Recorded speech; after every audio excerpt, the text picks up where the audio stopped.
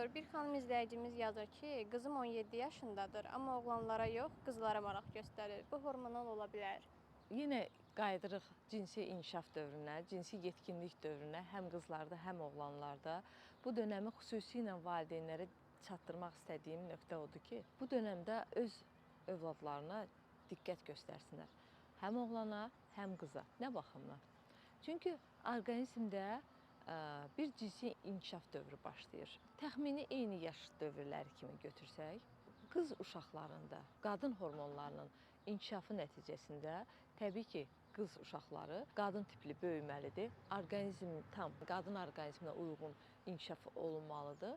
Oğlan uşaqlarında da təbii ki, kişi orqanizminə uyğun formalaşmalıdır. Amma bəzi hallarda oğlan uşaqlarının oğlana, kişilərə meyilliyi, qız uşaqlarının isə bu cinsi inkişaf dövründə qızlara meyilliyi artır. Bu təbii ki, yenə qeyd elədiyimiz kimi hormonal balans pozğunluğudur. Yəni bunu adi bir hal kimi, keçib gedər kimi düşünmək lazım deyil. Əgər bu əlamətlərin hansısa biri görünərsə övladında, təbii ki, ilk növbədə cinsi tərbiyələndirmək lazımdır uşağı, övladı, həm qızı, həm oğlanı. İkinci tərəfdən müraciət eləməlidirlər həm psixoloqa, həm də endokrinoloqa.